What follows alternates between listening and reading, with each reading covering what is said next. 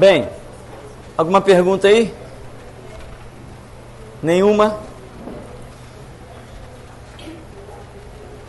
Todo mundo sabendo muito. Isso é bom.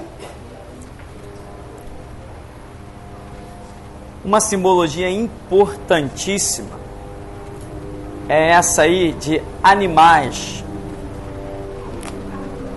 que representam reinos. Animais igual a reinos. Reinos, impérios, organizações, sejam elas quais forem. Mesmo que você não saiba qual animal representa determinada nação. Porque quando a Bíblia fala de alguma situação que vai acontecer envolvendo nações específicas, em que ela traz uma simbologia para aquela nação, Deus aí já está falando com a sua onisciência. Ele sabe que aquela nação tem uma particularidade, ou seja, vamos dizer assim, a África tem aquele elefante com aquele orelhão, não tem? É o chamado elefante africano. Já na Índia tem aquele elefante com uma orelhazinha pequenininha, parece uma orelhinha de rato. Então, são símbolos em que são usados para as nações. Mas mesmo que a nação não tenha diretamente um animal para a representar, a nação em si é representada por um animal. Todas elas são. Os Estados Unidos é representado por um animal. Qual animal? Não, eu não sei, mas é representado. Então Deus pode mostrar uma situação e depois me mostrar que é os Estados Unidos. A União Soviética, a Rússia, é representada por um animal. No caso, um urso. E tem mais. O urso é também chamado de besta. Você sabia disso? Sabia? Então, o urso é também chamado de besta. Então, quer dizer, é tipo aquilo, 2 mais 2 igual a 4. Porque o urso é chamado de besta. Não no caso por nós, brasileiros. Mas em outros países, o urso é chamado de besta. Ah, tem uma besta ali, é um urso. Uma besta aqui, outra é um urso. Existe o urso branco, existe aquele urso cinza, né? Ou pardo, sei lá. E ainda existe o urso preto. Existe urso de tudo que é tipo. Então, dependendo do que Deus queira falar, Ele mostra a coisa de uma determinada maneira. E às vezes Deus mostra uma situação porque Ele quer falar de uma forma particular com você, ou mostra uma situação em que você não entenda, porque Ele quer que você busque e Ele te acrescente alguma coisa. Então vamos voltar aqui. Animais. Aí você vai ver lá Apocalipse falando de animais o tempo todo, você vai ver Daniel falando de animais, e você vai ver Daniel falando de um bode que vinha do Ocidente ou do Oriente, lembra? Em que ele vinha sem tocar no chão. Tinha outro que só tocava a um lado. Você lembra dessas visões de Daniel? O que isso significa? Significa situações espirituais que estão movendo aqueles reinos. Aquele bode, no caso, que é símbolo da Média e da Pérsia, né? Porque ele tinha um corpo só, mas tinha 2 chifres. Os 2 chifres no mesmo corpo, quer dizer, houve a unificação, mas sempre foi distinto 2 poderes políticos de alguma maneira naquela nação. Então, não tocando no chão, quer dizer, vinha um mover espiritual ali. Um mover divino? Não necessariamente, pode ser um mover satânico, mas algo espiritual. O 3 não é uma operação da Trindade, mas o 666, que são 3 vezes o 6, não é uma operação da Trindade, é uma operação do diabo. Mas aqui também nós identificamos o 3, já é uma farsa espiritual. Como diz a Bíblia, ele se assentará no trono de Deus querendo parecer Deus. Então tem também aqui o mover espiritual. Então, animais significam reinos, anel, autoridade. Lembra do filho pródigo? Quando ele voltou, o pai colocou no seu dedo um anel. Para quê? Para ficar mais bonitinho? Não. Todos os criados sabiam que quem usava aquele anel tinha autoridade. Lembra que os reis selavam as cartas com o seu anel? Derramava lá um tipo de líquido meio emborrachado e colocava o símbolo do seu anel ali em cima, e aquilo significava autoridade. Quando Jesus foi posto no sepulcro, colocaram lá na porta do sepulcro, vamos dizer, um papel, né, um pergaminho, dizendo que aquele túmulo não poderia ser violado, não poderia ser aberto, por ordem, por decreto de Roma, mas aquele papel estava selado com o anel de Pilatos, né? De Pilatos. Então, quer dizer, o selo, o anel, significava autoridade. Assim, você pode sonhar, de repente, recebendo um anel, ganhando um anel, coisas desse tipo, né? Vai estar relacionado a isso. Depende do anel? Sim, depende do anel também. Depende do anel também. Aí tudo vai depender de contextos. O azeite. Azeite significa o quê? Unção. Mas o que significa unção? Capacitação. Deus ungiu Davi através do profeta Samuel, e essa simbologia, irmão, veja bem, isso é apenas uma simbologia. Quem está por aí hoje tomando banho de azeite é palhaço. Palhaço. Palhaço. Já teve caso de pessoas chegar em casa e ter que jogar a camisa fora, porque não tinha mais jeito para tirar aquele azeite da camisa. Palhaço, isso não existe, isso nunca existiu. No Antigo e somente no Antigo Testamento, Deus usou várias vezes esta simbologia, porque o azeite é símbolo do Espírito Santo. Lembra? Figueira, videira e oliveira.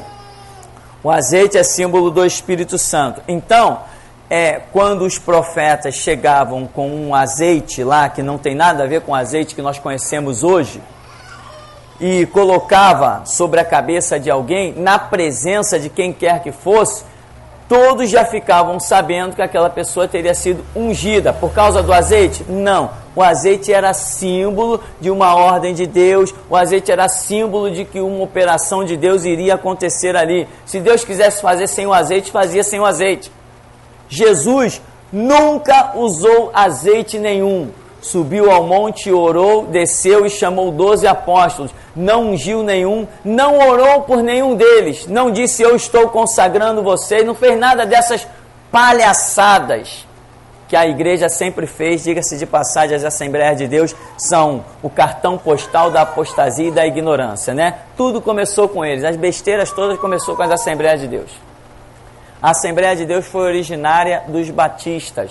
Os batistas estavam mortos, um grupo resolveu ressuscitar, fundou as Assembleias de Deus.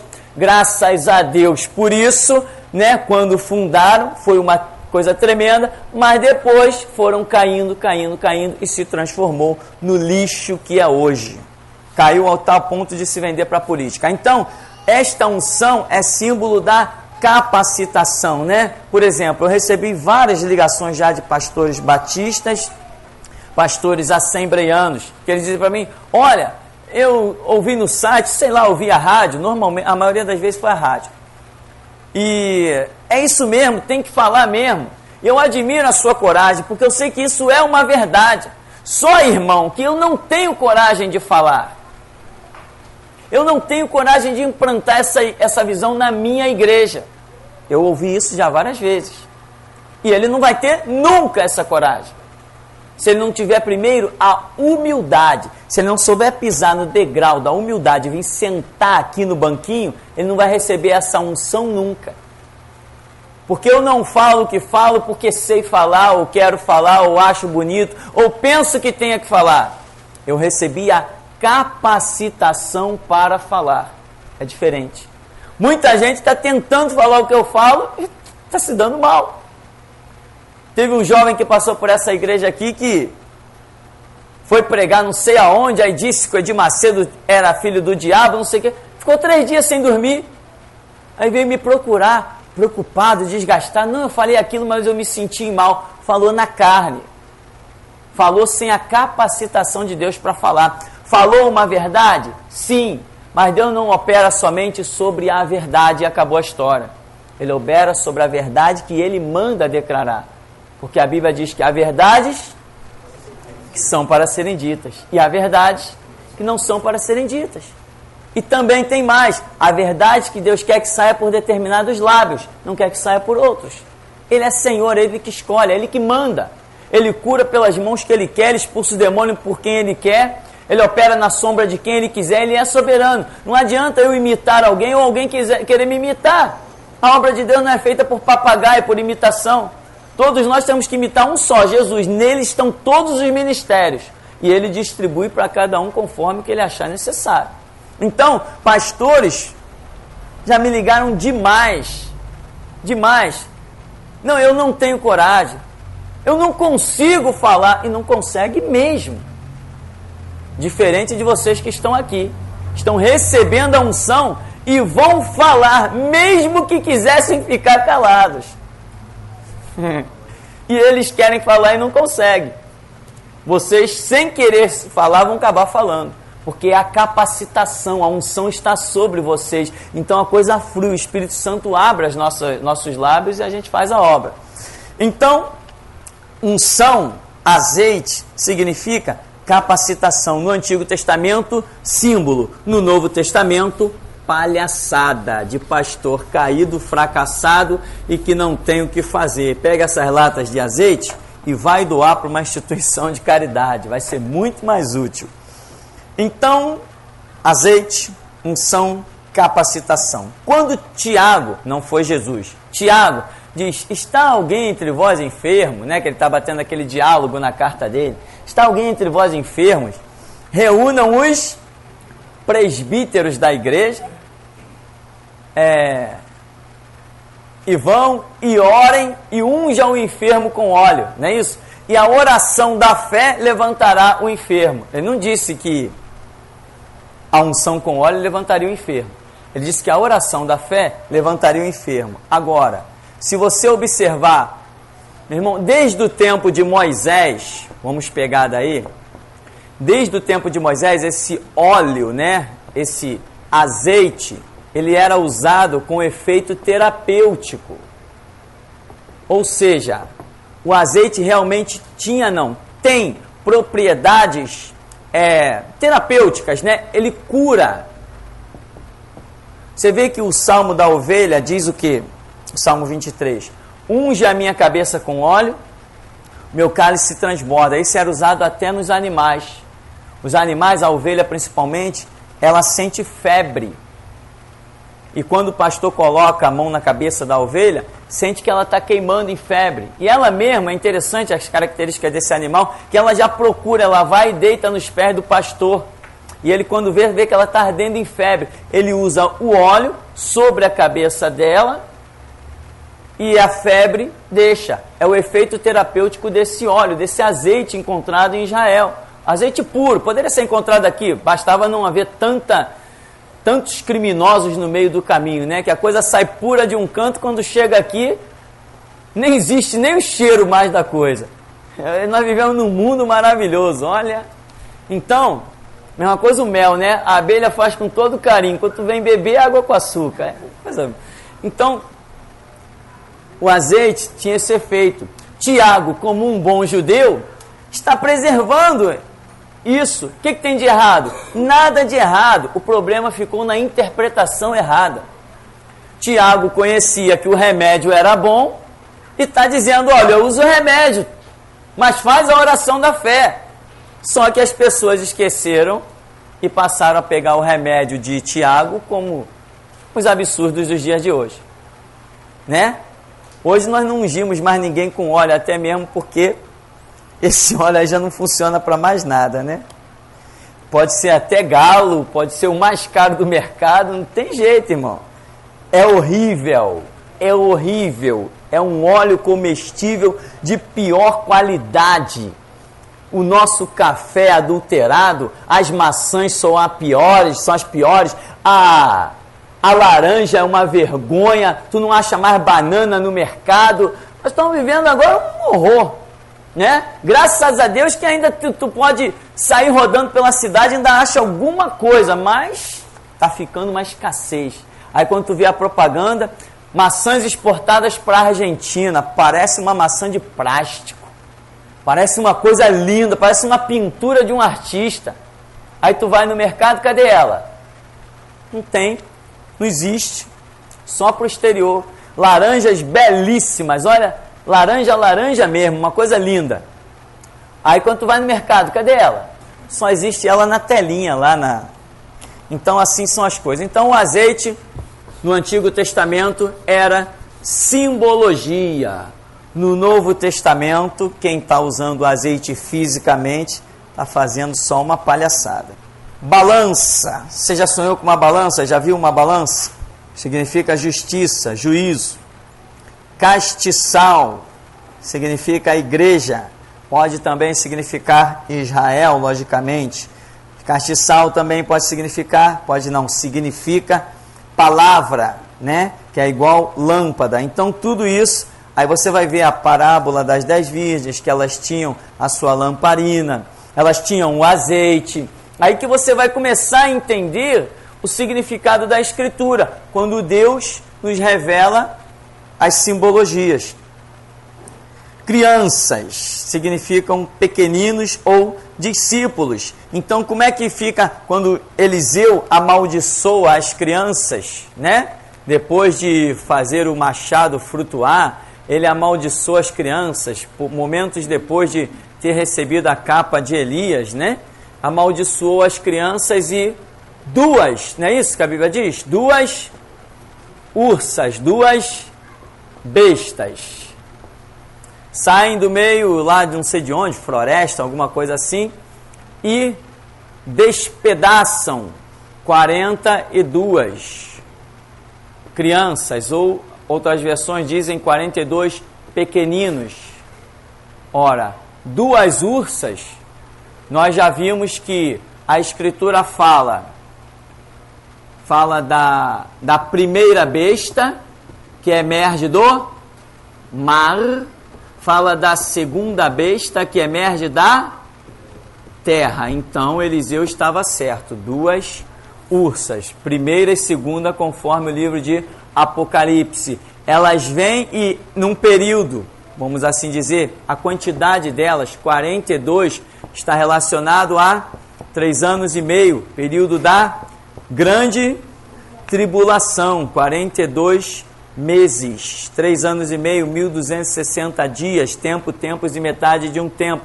E nesse período, as duas bestas, as duas ursas, devoram os pequeninos, os discípulos de Cristo.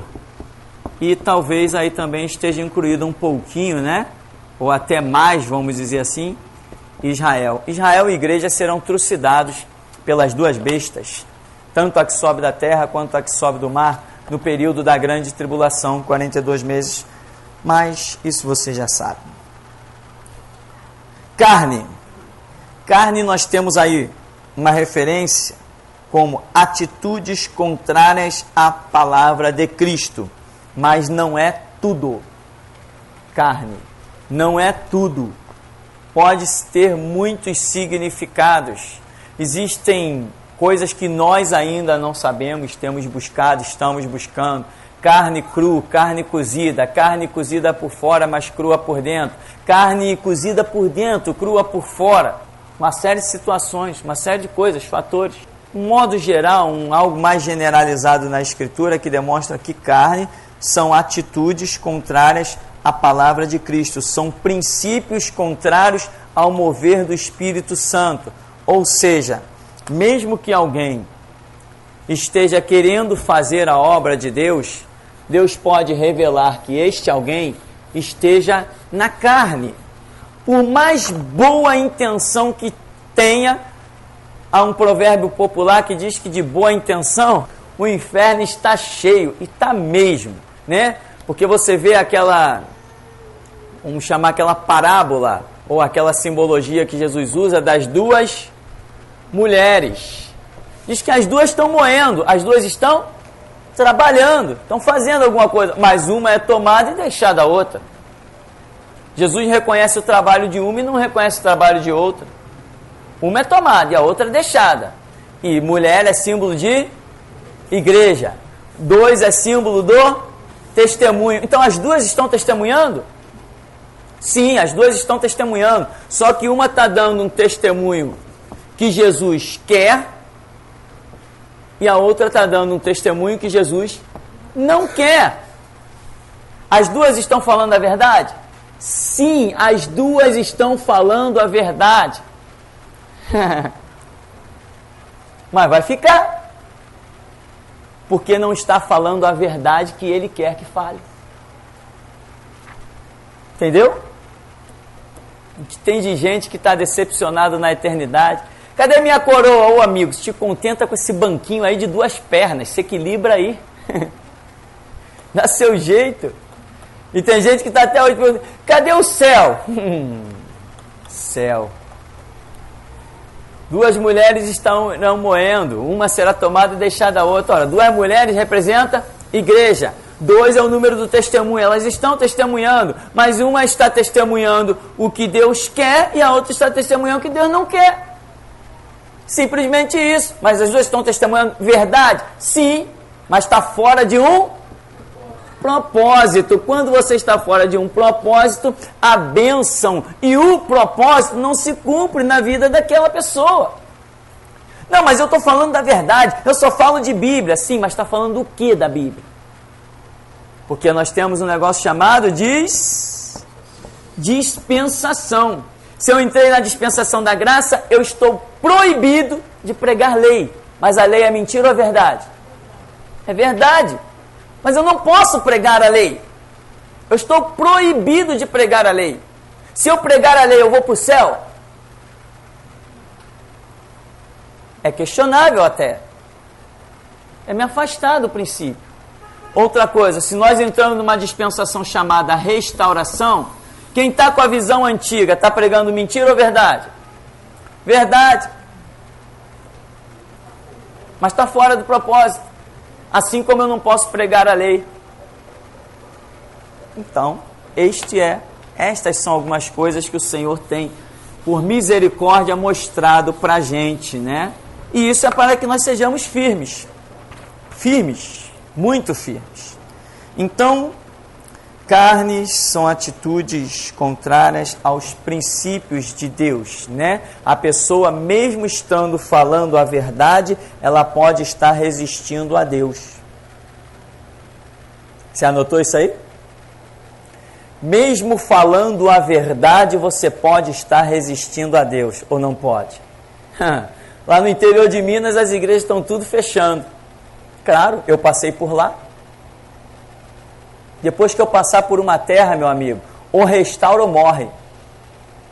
Continuam lá doidas abrindo Bíblia, tentando fazer alguma coisa, já era, meu amigo. Passou a voz da restauração, ou entra na carruagem ou vai morrer. Ou não vai? Quem quisesse ouvir a palavra, poderia continuar na sinagoga ou tinha que ir a João Batista? Lucas 3:2. Sendo Anás e Caifás sumos sacerdotes, veio a palavra do Senhor lá no deserto a João Batista. Não, mas nós estamos na sinagoga, estamos estudando pergaminho. Todo sábado a gente se reúne aqui, estuda, prega, canta, louva, bate palma, dança, faz lá o que for. Problema deles. Era mentira o que eles faziam na sinagoga? Não. Mas era aprovado por Deus? A grande realidade é hoje. A lei é uma verdade e eu não posso pregá-la. Eu sou proibido de pregar a lei. Ah, mas você vê muita igreja por aí fazendo a corrente de Jericó, não vê? As 7 voltas de Josué, né? É impressionante. O jejum de Daniel. Caramba, o jejum de Daniel extrapola. Esse aí arrebenta. Jejum de Daniel. Todo mundo quer ser que nem Daniel, mas ninguém quer entrar na cova. Não, leão não, jejum é fácil, mas leão, desse negócio de leão pra lá, né? A fé de Sadraque, Mesaque e Abednego. Mas ninguém quer saber de calor, nem de forno, que dirá de fornalha. Então, meu irmão, vamos seguir ainda aí. Crianças, pequeninos, né? Os discípulos, carne, cauda. Cauda significa traição ou rebelião. Rebelião. Nós já assistimos uma de perto aqui, né? Então, cauda quer dizer rebelião. Mas dos olhos de Deus ninguém esconde nada. É besteira pensar que estou fazendo escondido. De quem? De Deus? Fala sério, né, amigo? Fala sério. Se o homem não consegue enganar a si mesmo, vai conseguir enganar a Deus? Quem não sei o que passa na cabeça das pessoas. Agora, aguenta. Lágrimas de sangue é pouco. Então, cauda significa traição e é símbolo de rebelião. E diz a Bíblia que o dragão tem uma cauda. Hoje, você vê que as Assembleias de Deus estão todas aliançadas com a política. E estão achando que estão com um nino alto. O Silas é conselheiro socioeconômico do governo do Lula. Automaticamente dentro da cabeça dele ele diz o quê? Nunca nenhum político vai criar uma lei para perseguir e oprimir a minha igreja. É o que ele pensa. Assim que a besta assumir, eles são os primeiros a caírem. Porque a cauda vai pegar eles. E a cauda de escorpião tem um ferrão terrível. O diabo é simbolizado como dragão, serpente, desde Gênesis, né? Só um comentáriozinho, lá em Gênesis, quando Deus diz, e disse Deus à serpente, né? Sobre teu ventre rastejarás, pó comerás todos os dias da sua vida. Eu não aguento ver os pastores pregarem sobre isso. Eu estava vendo uma vez um pastor batista pregar, olha, o homem já era caminhado em evangelho, já tinha história. Era conceituadíssimo, programa em televisão, e eu o conhecia. E lá está ele pregando. Irmão, aqui em Gênesis, aconteceu a primeira sessão espírita. O diabo possuiu uma cobra e falou pela boca da cobra. Eu falei, estranho, será que é isso mesmo? No começo da caminhada, falei, estranho, será? E sabe o que acontece, irmão? Tu acaba engolindo. Tu vai engolindo. Daqui a pouco tu está pregando igual. Só a misericórdia de Deus para te arrancar de uma estrada dessa. Aqui, cauda é traição, rebelião. Diabo é símbolo do dragão, é a serpente. Lá em Gênesis, Deus está falando, disse Deus à serpente, disse Deus ao diabo. Entende? Lá em, acho que tem aqui, Apocalipse 20, verso 2, fala assim, a antiga serpente, quer dizer, antiga serpente, que é o diabo e Satanás. Antiga, fazendo menção lá do passado, que é o diabo e Satanás. Está dizendo que ela é o diabo e Satanás. É claro a Escritura. Só que às vezes as pessoas preferem pregar primeiro e ler depois, quando sobra um tempinho. Não, irmão, você tem que ir para a Bíblia. Obreiro chamado por Deus é aquele que primeiro lê, aprende, espera a sua hora. Quando ela acontecer, é uma bênção. Mas se você assumir fora da hora, fora do tempo de Deus, você está perdido. Você vai caminhar como um cego e vai guiar outros cegos. Então, a serpente é símbolo aí, a serpente e o dragão é símbolo do diabo. E o dragão? O que é o dragão? O dragão é uma figura mitológica. Nunca existiu o dragão, a não ser naquele livro apócrifo que a Igreja Católica acrescentou, o capítulo 13, né? 13 e 14 de Daniel, em que Daniel luta com um dragão. O dragão chamava Bel. Aquela luta ali de Daniel era bom, esse era bom, né? Daniel era o máximo. Então tem um livro apócrifo que fala de Daniel lutando com um dragão. Lá na Bíblia Católica tem. Ridículo, não tem sentido nenhum. Dragão nunca existiu. Sempre foi uma figura mitológica. Dragão nunca existiu, nem voando, nem com nada. Mas o que acontece com o dragão? Ele tem escamas, que representam um animal. Ele tem cauda, que é de outro animal. A face dele, o focinho dele é de um jeito. Sei lá como é que escreve focinho, se é com 2 S, se é cedilho. As patas é de outro jeito. O que mais? Os olhos representam um tipo de animal lá estranho. Então, quer dizer, o dragão é uma figura misturada com vários pedaços de vários animais. Ou seja, o dragão é símbolo do diabo, ou seja, o diabo está com a mistura de várias nações. Quando o diabo reinar também, que ele estiver no poder, ele estará reinando com sede, encabeçando, sabe-se lá quantas dezenas de nações o diabo estará utilizando para o seu reinado, que eu creio está breve, está prestes a acontecer. Para concluirmos então, estrela, que nós já mencionamos, estrela, posição espiritual, que se refere a anjos, a homens ou ainda a demônios. Então, assim, não tem uma expressão que fala a respeito do diabo, como caíste do céu, ó estrela da manhã, filha da alva, está se referindo ao diabo como estrela. O diabo tem uma posição espiritual, ele ainda tem uma posição espiritual, não aquela que tinha, mas ainda tem, porque a Bíblia diz que Deus, houve rebelião, né? No céu, houve a guerra, e o diabo foi expulso não foi expulso para a terra, diz que foi precipitado, mas não que foi expulso para a terra. Na terra ele não tinha direito de entrar. Deus poderia ter expulsado o diabo e o aprisionado, como um dia fará, mas o deixou solto, o deixou ainda mantendo uma posição. E ele tem uma posição espiritual? Tem. O diabo, Satanás, a antiga serpente, ele reina. Jesus o chamou de príncipe. Paulo chamou de Deus. Qual é a posição espiritual que ele tem? Sobre todos os anjos rebelados. Então ele tem uma posição espiritual. Por isso a simbologia de estrela recai sobre ele, né? Você vê que Jesus, no começo de Apocalipse, ele diz assim: os 7 candeeiros que viste, as 7 estrelas, os 7 candeeiros são as 7 igrejas, e as 7 estrelas são os anjos das 7 igrejas, os líderes espirituais. Então, estrela também recai como simbologia sobre aqueles que ministram as coisas de Deus. E também símbolos de demônios. Isso aí nós vemos abundantemente também na Escritura, a começar pelo próprio diabo. Amém? Alguma pergunta para nós encerrarmos?